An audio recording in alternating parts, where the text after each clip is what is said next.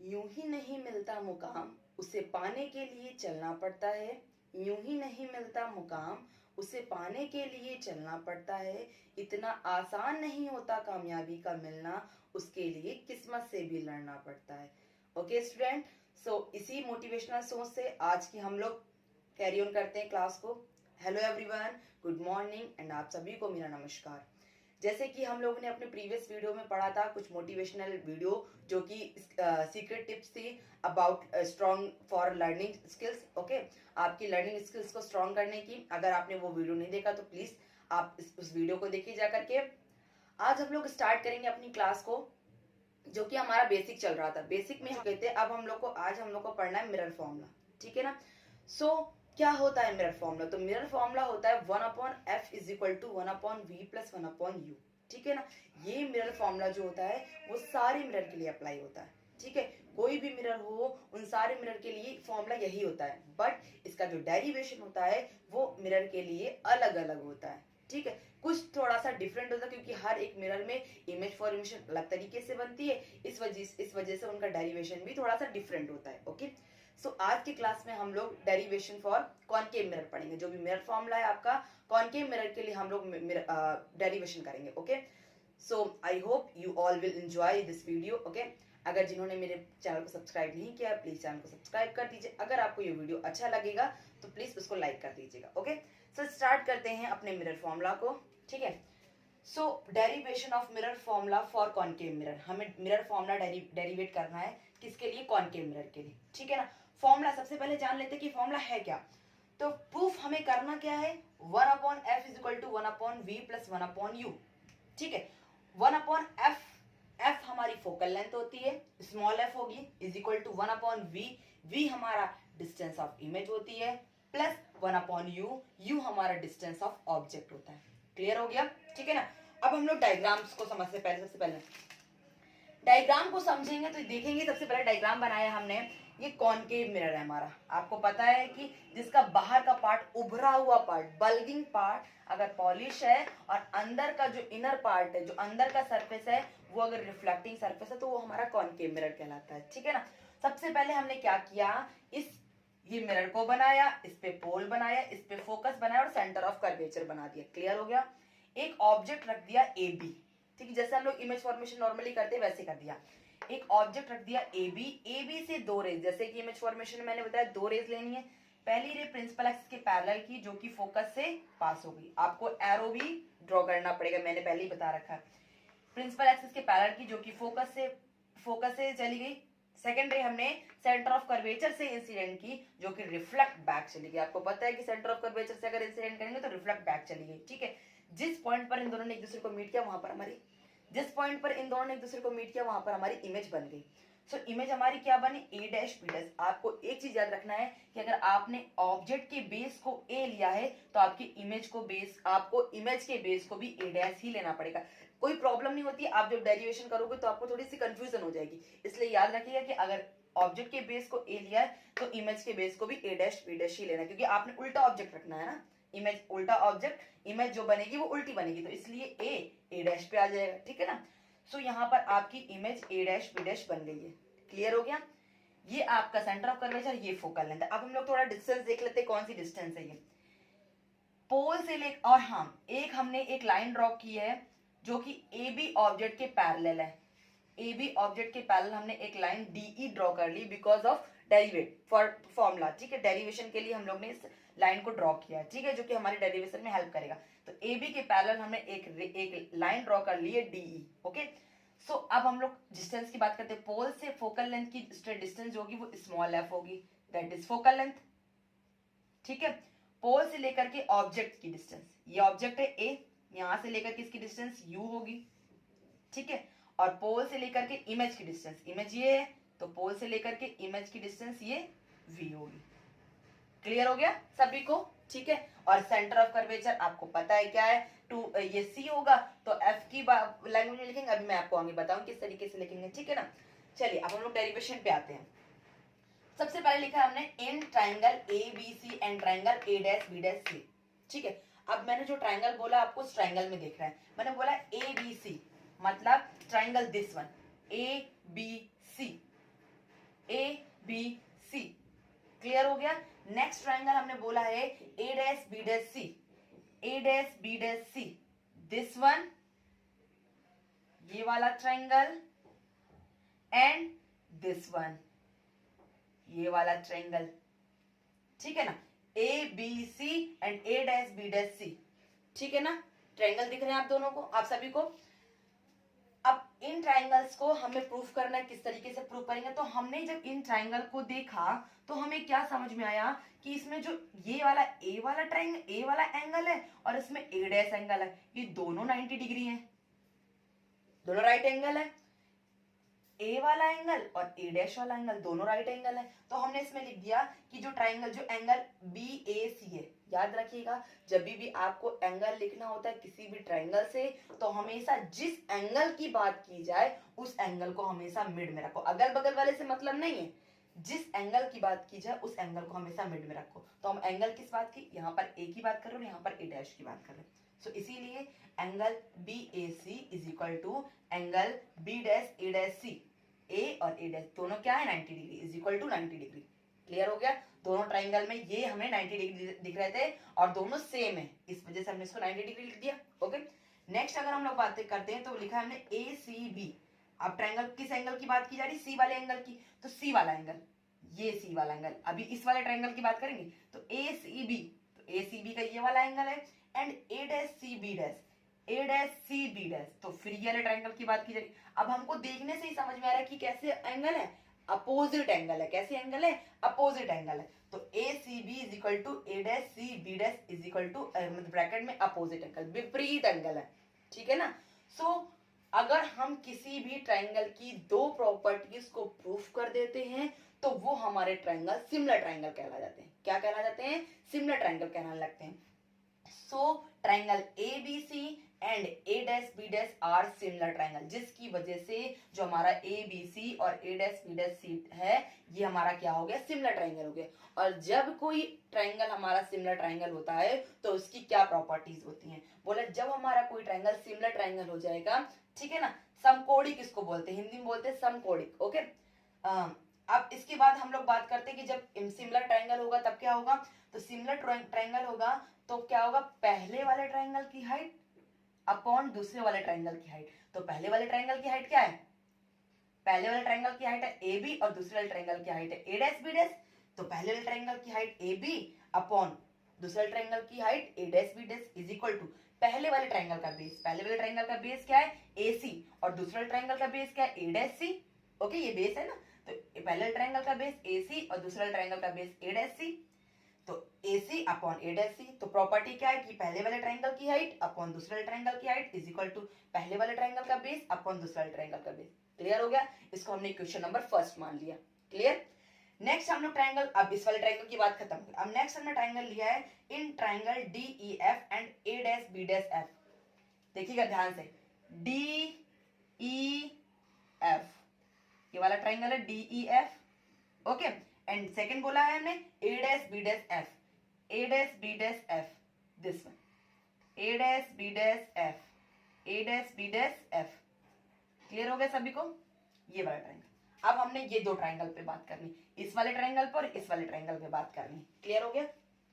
Same जैसे पहले हम लोग किया था वैसे अभी भी इसमें भी हमें दिख रहा है कि ये वाला ट्राइंगल, ये वाला एंगल और ये वाला एंगल दोनों 90 डिग्री दिख रहा है। तो same angle D E F बोला मैंने, जिस एंगल की बात की उसको बीच में रखना है। तो ई की बात की जा रही तो ई हमने बीच में रखा। तो angle D E F is equal to B dash A dash F, A dash है यहाँ पर 90 डिग्री, तो B dash A dash F is equal to 90 degree. Clear.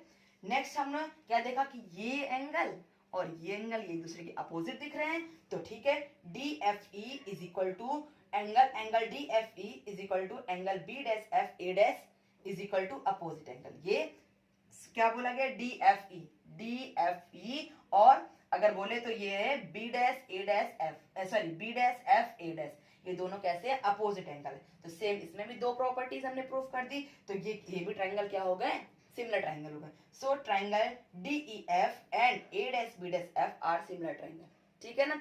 अब ये दो ट्राइंगल सिमिलर ट्राइंगल, सेम वही वाली प्रॉपर्टी कि अगर कोई सिमिलर ट्राइंगल है तो उसकी क्या प्रॉपर्टी होती है, पहले वाले ट्राइंगल की हाइट, पहले वाले ट्राइंगल की हाइट डी ई अपॉन दूसरे ट्राइंगल की height A dash B dash is equal to पहले वाले ट्राइंगल का base E F and second वाले ट्राइंगल का base A dash F.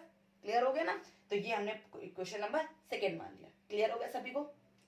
Class हमने सेकेंड ऑफ इक्वेशन तक पढ़ लिया। तो उसके आगे बोला गया as we know from diagram, जैसे कि हम लोग डायग्राम से क्या जानते हैं कि जो DE है वो AB के इक्वल है। जो DE वाली लाइन है ये AB के इक्वल है। तो हाँ दिख रही है हमको, तो DE को हम AB के इक्वल लिख सकते हैं। तो DE is equal to AB, DE is equal to क्या हो जाएगा? AB के। ठीक है, सो पुटिंग इन इक्वेशन 2, इस वैल्यू को हम लोग को इक्वेशन नंबर 2 में रखना है। जो हमने इक्वेशन नंबर 2 प्रूव की थी उसमें रखना है। तो उसमें D की जगह हमें क्या रख देना है? AB। तो D की जगह हमने रख दिया AB upon B dash A dash. ठीक है, अपॉन में बी डैश ए डैश था is equal to E F upon A dash F. ये ऐसे ही बना रहा, इसको हमने इक्वेशन नंबर 3 माना। ठीक है ना? अब हम लोग आते हैं इक्वेशन नंबर फर्स्ट और थर्ड। बोला गया from equation first and third. अब इक्वेशन फर्स्ट और थर्ड से रिलेट करते हैं। तो इक्वेशन नंबर फर्स्ट हमारी क्या थी? तो इक्वेशन नंबर फर्स्ट थी हमारी A B upon A dash B dash is equal to A C upon A dash C. ये हमारी फर्स्ट इक्वेशन थी और ये हमारी थर्ड इक्वेशन है। जब हम लोग इक्वेशन नंबर फर्स्ट और इक्वेशन नंबर थर्ड को रिलेट करते हैं तो हमने क्या देखा कि इसके लेफ्ट हैंड साइड सेम है। कैसे सेम है? A B upon A dash B dash, A B upon A dash B dash. इसको बी डैश ए डैश लिखो या ए डैश बी डैश लिखो, कोई दिक्कत नहीं। ठीक है ना? तो A B upon A dash B dash, A B upon B dash A dash, ये दोनों लेफ्ट हैंड साइड कैसे है? सेम है। लेफ्ट हैंड साइड सेम है तो राइट हैंड साइड भी क्या हो जाएंगे अपने आप से? सेम। तो लेफ्ट हैंड साइड सेम है तो राइट हैंड साइड को भी हमने सेम कर दिया। तो राइट हैंड साइड इसका है ए सी अपॉन ए डैश सी, तो A C upon A dash सी, और इसका राइट हैंड साइड है ई F upon A dash F. Clear हो गया? लेफ्ट हैंड साइड अगर सेम है तो इसके राइट हैंड साइड को भी हम लोग सेम कर सकते हैं। तो हमने इसके राइट हैंड साइड को भी क्या कर दिया? सेम कर दिया। ठीक है ना? अब इसके आगे बोला गया if the aperture of the mirror is small. Aperture ये होता है, ठीक है ना? ये आपका अपर्चर होता है। बोला गया अपर्चर अगर बहुत ज्यादा छोटा हो जाए, बहुत ज्यादा छोटा हो जाए, तो जब बहुत ज्यादा छोटा हो जाएगा तो जो DE वाली लाइन है वो E पॉइंट हमारा P पर ही इंसिडेंट हो जाएगा। अगर अपर्चर आप समझ लीजिए कि मान लीजिए अपर्चर आपका इतना छोटा बना है इस तरीके से, अगर इतना छोटा बना तो ये प्रिंसिपल एक्सिस, और आप D लाइन बनाओगे तो D लाइन किस पे बन जाएगी? आपकी P पर ही बन जाएगी। तो E वाला पॉइंट किसके ऊपर आ जाएगा? P पर आ जाएगा। ठीक है ना? E वाला पॉइंट किसके ऊपर आ जाएगा? P पर आ जाएगा। सो E अगर अपर्चर बहुत ज्यादा छोटा हो जाएगा तो EF जो EF वैल्यू है वो किसके इक्वल है? क्योंकि E पॉइंट P पर आ जाएगा तो EF जाएगा PF के इक्वल। ठीक है ना? तो EF इक्वल हो जाएगा PF के अप्रॉक्स। ठीक है, अप्रोक्सीमेटली लिखना है हम लोग को। ठीक है, तो अप्रॉक्स इसके इक्वल हो जाएगा। ठीक है, अब EF की जगह हम लोग क्या लिख देंगे? PF। तो इसी इक्वेशन को लिखेंगे AC upon A dash C is equal to EF की जगह PF upon A dash F। क्लियर हो गया? अब नेक्स्ट, अब हम लोग का ये प्रूफ लास्ट हो गया। अब इसके आगे हम लोग इसकी वैल्यू को रखना है। फर्स्ट नंबर लिखा हुआ है AC। AC क्या AC की हमें कोई वैल्यू पता है? नहीं पता है। वैल्यू क्या है? UVF। हमें AC जो भी लिखना है यहाँ पर उनको इन्हीं पार्ट में ब्रेक करना है। तो क्या हमें AC की कोई वैल्यू पता है? नहीं पता। तो हम इसको तोड़ सकते हैं, ब्रेक कर सकते हैं। कैसे?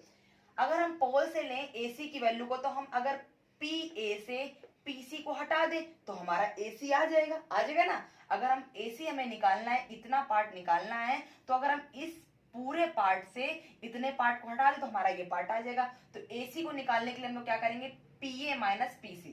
यहाँ पर लिखा हुआ PA माइनस PC। क्लियर हो गया? नेक्स्ट है A डैश C। तो A डैश C की वैल्यू को भी हमें नहीं पता है, तो अब A डैश C कैसे निकालेंगे? A डैश C तो इसके लिए करेंगे PC माइनस PA डैश। अगर PC से PA डैश को हटा दे तो हमारा A डैश C आ जाएगा। तो PC माइनस PA डैश, तो PC minus PA dash. Clear हो गया? अब नेक्स्ट है हमारा PF। तो PF हमें पता है क्या होती है? Focal length. तो इसको हमें ब्रेक करने की जरूरत नहीं है, तो PF ऐसे ही लिखा रहेगा। अब नेक्स्ट है A डैश F। तो A dash F, A dash F, A dash F को करना अगर ब्रेक तो PA डैश माइनस PF, तो हमारा A डैश F आ जाएगा। अगर हमें A डैश F निकालना है तो PA डैश माइनस PF, तो PA dash minus PF। Clear हो गया? अब सारी वैल्यूज आपको मैंने बताई दी कि V क्या है, F क्या है, U क्या है। अगर हम बोले PA, P से लेकर A तक, ये आपका ऑब्जेक्ट है, इसकी डिस्टेंस U, क्योंकि लेफ्ट हैंड साइड है तो नेगेटिव होगा, तो माइनस का U। हमेशा साइन याद रखना है, साइन के साथ आपको रखना है। तो माइनस का U, बीच वाला माइनस ये रख दिया। PC, P से लेकर C तक, तो ये centre of curvature, centre of curvature R, R is equal to होता है 2F के। ठीक है ना? P से पोल से लेकर सेंटर ऑफ कर्वेचर की दूरी जो होती है वो R होती है, दैट इज रेडियस ऑफ। ठीक है ना?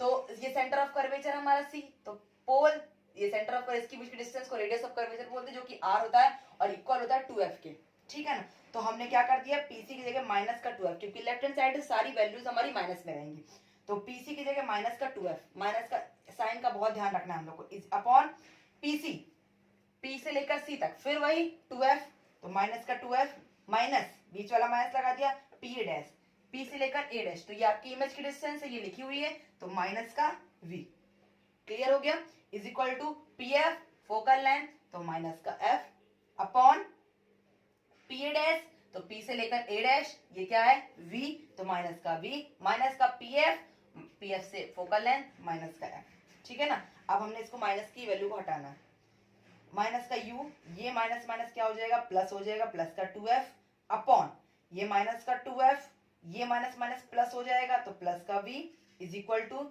ये माइनस का f, ये माइनस का v, ये माइनस माइनस क्या हो जाएंगे, प्लस f, क्लियर हो गया। अब इसका हमने करना है क्रॉस मल्टीप्लीकेशन, क्रॉस मल्टीप्लीकेशन अगर करेंगे तो चलिए पहले इन दोनों की वैल्यू को हम लोग क्रॉस करते हैं। तो पहले अगर हम v का मल्टीप्लाई u से करेंगे, तो v का मल्टीप्लाई u से करेंगे, तो ये माइनस माइनस, ये माइनस माइनस क्या हो जाएंगे, प्लस, तो हमारा क्या आ जाएगा uv, ठीक है। उसके बाद इस v की वैल्यू को हम लोग मल्टीप्लाई करेंगे f से, तो ये प्लस है, ये माइनस है, प्लस माइनस माइनस ही रहता है, तो प्लस माइनस से माइनस रहेगा, और इसकी मल्टीप्लाई करने पर आएगा 2vf, तो 2vf माइनस का, क्लियर हो गया। अब हम लोग f का मल्टीप्लाई करते हैं u में, तो f का मल्टीप्लाई f प्लस में, ये माइनस में तो माइनस ही रहेगा, तो इसका मल्टीप्लाई करेंगे तो माइनस का uf, ठीक है। फिर उसके बाद अगर f का मल्टीप्लाई करेंगे 2f से, तो ये दोनों प्लस प्लस है, तो इसमें कोई फर्क नहीं पड़ेगा, तो इसका मल्टीप्लाई करेंगे तो 2f स्क्वायर, प्लस का 2f स्क्वायर, ठीक है, इज इक्वल टू, अब इसका मल्टीप्लाई करते हैं, तो माइनस f का पहले इस माइनस 2f से करेंगे, तो ये माइनस माइनस क्या हो जाएगा, प्लस, तो 2f स्क्वायर, प्लस का 2f स्क्वायर, ठीक है। अब इस माइनस f का अगर v से करेंगे तो माइनस का vf, माइनस का vf, ठीक है। अब ये 2f स्क्वायर से 2f स्क्वायर कैंसिल, क्योंकि इन दोनों के साइड अलग अलग और साइन भी सेम है, तो इसलिए दोनों क्या हो जाएंगे, कैंसिल, कैंसिल कर दिया इनको, बचा क्या हमारे पास uv माइनस uf, ये uf, ये 2vf को हमने उधर कर दिया, क्योंकि हमारे पास ऑलरेडी यहाँ पर भी vf था, इसलिए हमने इस 2vf को उधर कर दिया, तो uv minus uf is equal to minus का vf, इधर वाली वैल्यू को अगर उधर ले जाएंगे तो प्लस का 2vf, क्लियर हो गया। अब uv माइनस uf, इन दोनों को माइनस किया, प्लस माइनस माइनस होता है, तो 2vf से अगर vf हटा दिया तो कितना बचा, सिर्फ vf बचा, क्लियर हो गया। अब हमने क्या करना है, ये बस, अब हम इसके आगे कुछ नहीं कर सकते, अब इसके आगे बोला गया dividing both side with uvf, दोनों साइड में हमें uvf से डिवाइड कर देना है, भाग ले लेना है, ठीक है, दोनों साइड में हमें uvf से डिवाइड कर देना, भाग दे देना, तो uv upon uvf minus uf upon uvf is equal to vf upon uvf, जो जो कट हो रहा है उसको कट के, इससे uv कटेगा तो u से v, uv कट दिया, यहाँ से uf कटेगा तो u कट गया, f कट गया, यहाँ से vf तो vf कट गया, बचा क्या हमारे पास, ये 1 अपॉन f बचा, माइनस का 1 अपॉन v बचा, इसमें इज इक्वल टू यहाँ पर 1 अपॉन u बचा। हमारा प्रूवमेंट क्या है, 1 upon f is equal to 1 upon v plus 1 upon u, तो इस माइनस वाली वैल्यू को अगर हम उस साइड ले जाएं तो 1 upon f is equal to 1 upon v plus 1 upon u, ये हमारा प्रूवमेंट हो गया, क्लियर हो गया। आई होप आपको ये प्रूवमेंट बहुत अच्छे से समझ में आया होगा। अगर आपको समझ में आया तो प्लीज इसको लाइक कर दीजिएगा, कमेंट में शेयर कर दीजिए कि हाँ आपको बहुत अच्छे से समझ में आया। अगर जिसको भी ये प्रूवमेंट बहुत अच्छे से समझ में आएगा तो प्लीज कमेंट करके जरूर बताइए कि आपको ये प्रूवमेंट बहुत अच्छे से समझ में आया। ओके, अगर आपको वीडियो अच्छा लगा तो प्लीज इसको लाइक कर दीजिएगा। अगर आपने मेरे वीडियो को सब्सक्राइब नहीं किया चैनल को तो प्लीज इसको सब्सक्राइब कर दीजिएगा। Okay, thank you all of you.